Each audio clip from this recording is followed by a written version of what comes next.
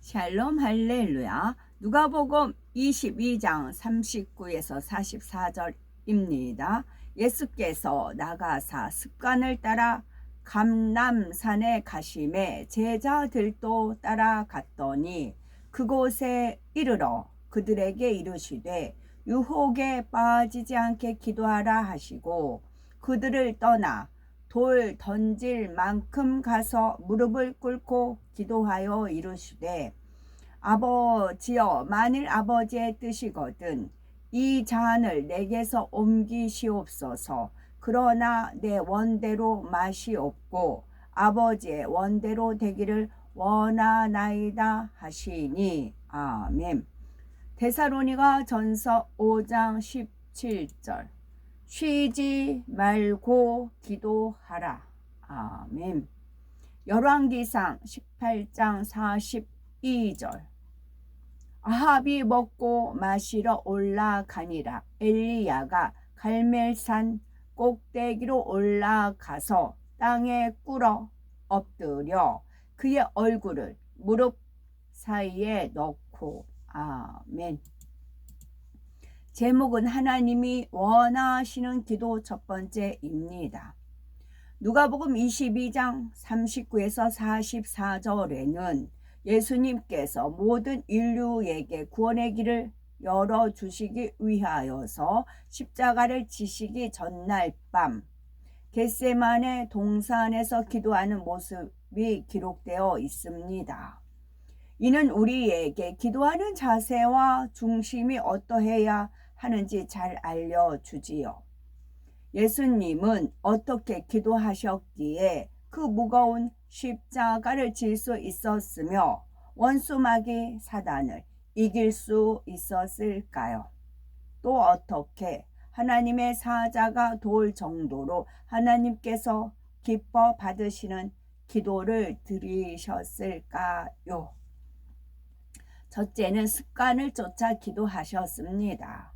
하나님은 쉬지 말고 기도하라고 하나님의 뜻을 알려주시며 구하라 그리하면 너희에게 주실 것이요 라고 약속하셨죠. 그러므로 하나님께 항상 기도하며 구하는 것이 당연한데 사람들은 흔히 기도하고 싶을 때나 해결할 문제가 있을 때에만 기도합니다. 그러나 예수님께서는 습관을 쫓아 감람산에 가서 기도하셨고 다니엘은 예루살렘을 향하여 하루에 3번씩 기도했으며 예수님의 제자 베드로와 요한도 시간을 정해놓고 기도하였죠. 이처럼 습관을 쫓아 기도해야 하는 이유는 무엇일까요? 우리가 규칙적으로 식사를 할 때 건강을 유지할 수 있습니다. 자주 식사를 거르거나 불규칙적인 식생활을 계속하면 위장이 상하여 점차 몸이 쇠약해집니다. 기도 생활도 마찬가지죠. 기도는 우리가 하나님께로부터 영적인 힘을 공급받을 수 있게 해줍니다. 세상을 이기고 원수마귀 사단을 지배하고 다스릴 수 있는 힘을 공급하지요.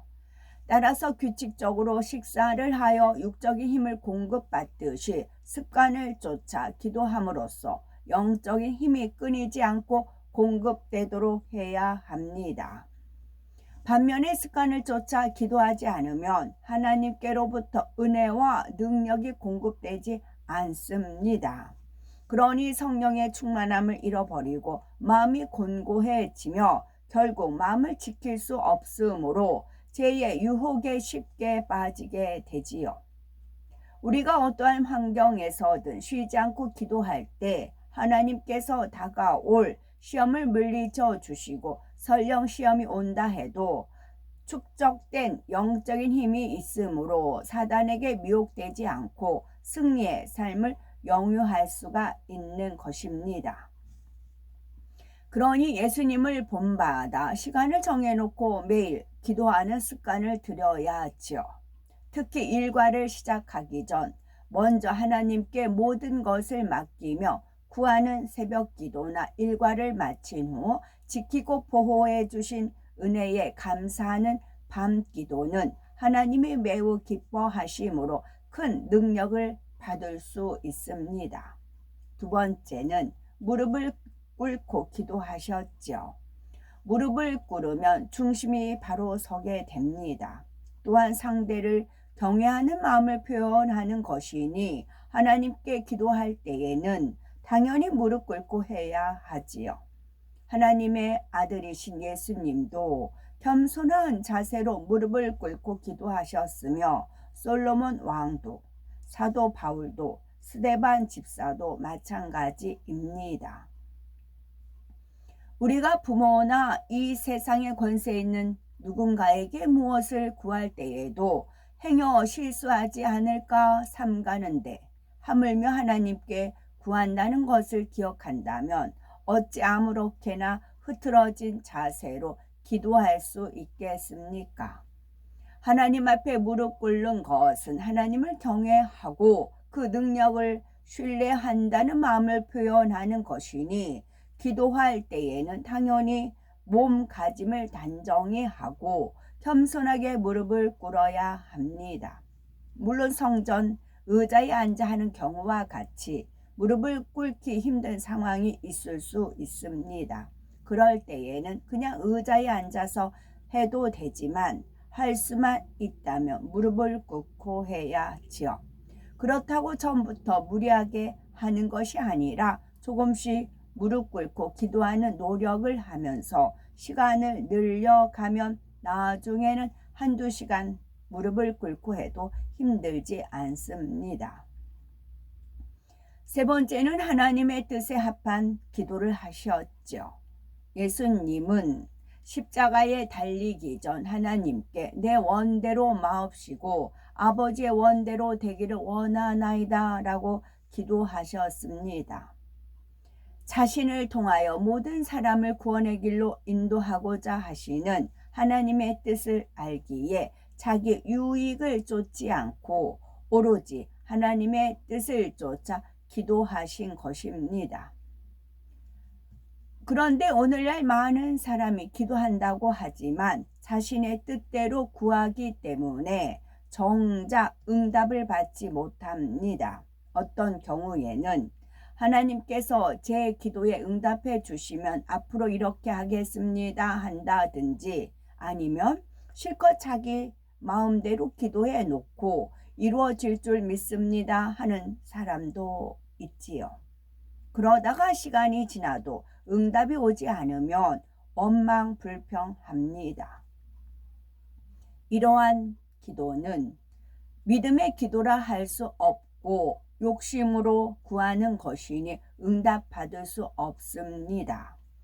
그러므로 응답받으려면 하나님 앞에 맡겨드리는 기도를 해야죠.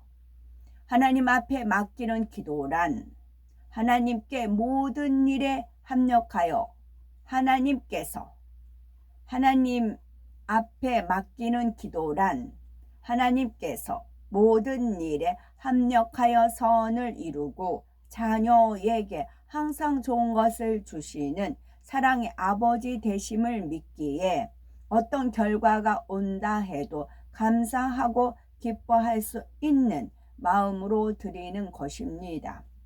이처럼 하나님 앞에 맡기는 기도를 드릴 때 하나님께서 가장 좋은 길로 인도해 가십니다. 네 번째는 힘쓰고 애써 기도하셨죠. 누가복음 22장 44절에 힘쓰고 애써 더욱 간절히 기도하시니 땀이 땅에 떨어지는 핏방울 같이 되더라 하여 예수님께서 얼마나 간절하게 기도하셨는지 잘 나타나 있습니다. 예수님께서 기도하신 6월절 즈음 밤 날씨는 추위가 느껴질 정도였지요.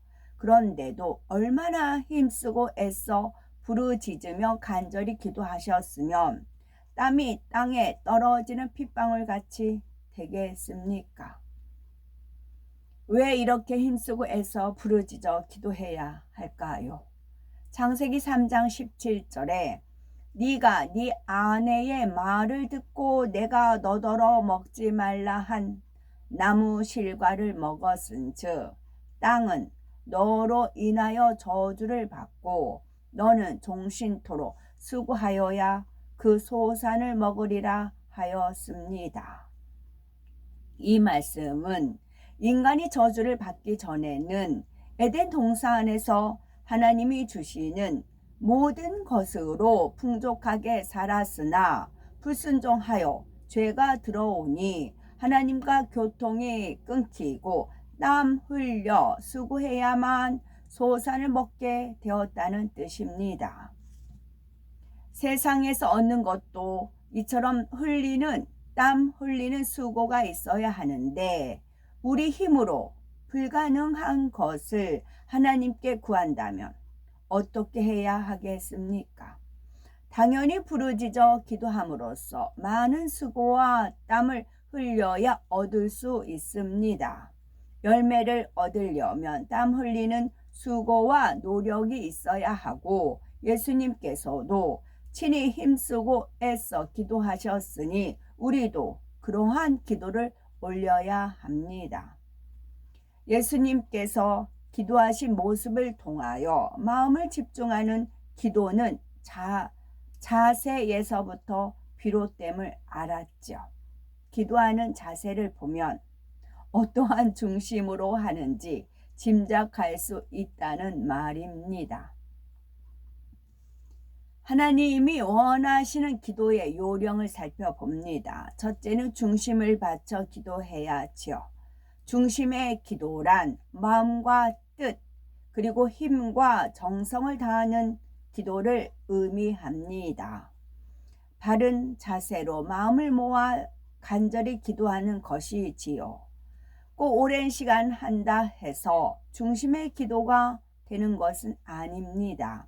짧은 시간을 하더라도 집중해서 충만케 하는 것이 중요하지요. 그러면 어떻게 해야 중심으로 기도할 수가 있을까요? 바로 하나님께서 기도하는 자녀를 바라보고 그 기도에 귀 기울이고 계심을 믿어야 합니다. 그러면 중심에서 기도가 나오지요. 먼저는 하나님의 은혜에 대해서 감사하며 하나님 나라를 위해 기도합니다. 내 편에 필요한 것만 구하는 것이 아니라 성령의 주관 아래 하나님의 마음을 깊이 이해하며 기도해야죠. 또한 억지가 아닌 즐거운 마음으로 할 때 중심의 기도를 드릴 수 있습니다.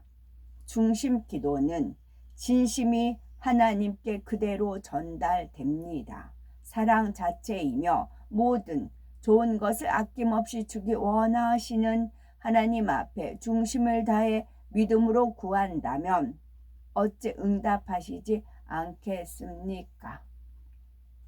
그러므로 항상 중심의 기도를 하여서 능치 못하심이 없는 하나님 능력을 믿음으로 하나님을 기쁘시게 해드려야 되겠습니다.